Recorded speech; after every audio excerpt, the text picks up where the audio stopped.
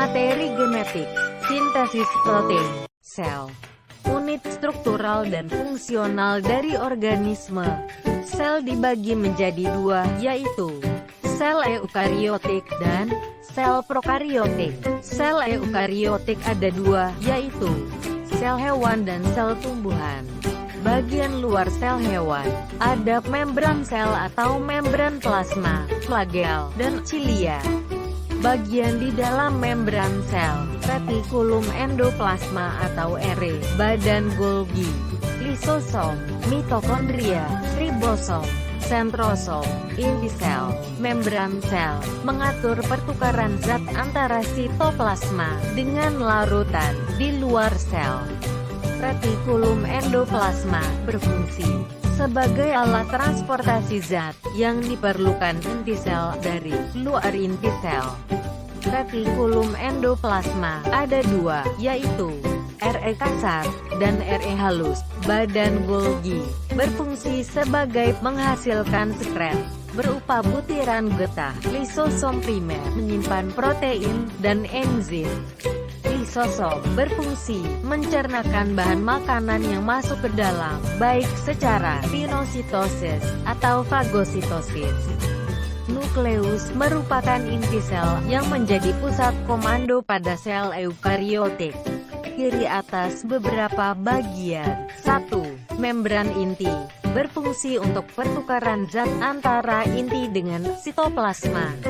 2. Nukleoplasma berfungsi untuk melindungi isi nukleus.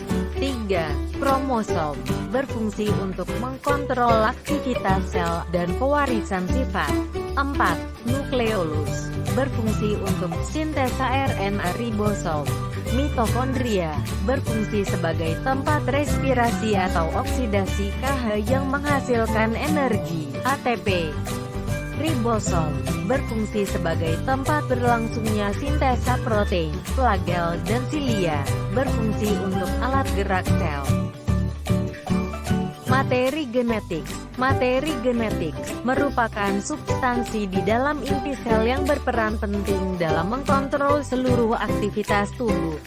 Materi genetik juga merupakan unit pewarisan sifat yang dapat menurunkan informasi dari induk pada keturunannya. Materi genetik ada dua, yaitu DNA adalah salah satu jenis asam nukleat yang memiliki kemampuan pewarisan sifat.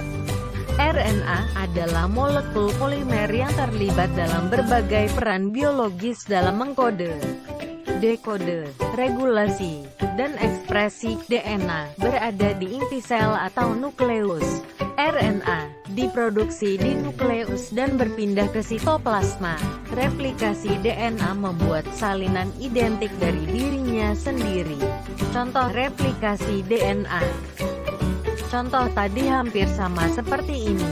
Tahap replikasi DNA.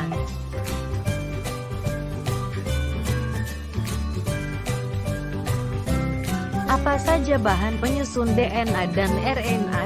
Bahan penyusun DNA, gugus fosfat, gula deoksiribosa, dan basa nitrogen. Bahan penyusun RNA, gugus fosfat, gula ribosa, dan basa nitrogen. Perbedaan basa nitrogen DNA dan RNA. Basa nitrogen DNA pada pirimidin mengandung sitosin dan timin. Sedangkan basa nitrogen RNA pada pirimidin mengandung sitosin dan urasil. Sintesis protein. DNA terdiri dari kode genetik, yaitu urutan basa nitrogen, yang nantinya akan dijadikan acuan dalam pembentukan polipeptida atau protein. Sintesis protein, dogma sentral. Transkripsi merupakan proses pembentukan RNA dari salah satu pita cetakan DNA atau DNA sense. DNA dipisahkan dengan rantai pasangannya, dan mRNA mengkopi kode genetik dan membawa ke ribosom di sitoplasma. Kodon yang dibawa mRNA diterjemahkan oleh tRNA menjadi asam amino. Translasi menerjemahkan urutan kodon menjadi asam amino. di dalam ribosom. Kode tersebut dibaca dan ditranslasikan ke dalam bentuk suatu urutan asam amino. Rantai asam amino akan melipat-lipat dan bergabung menyatu membentuk protein akhir.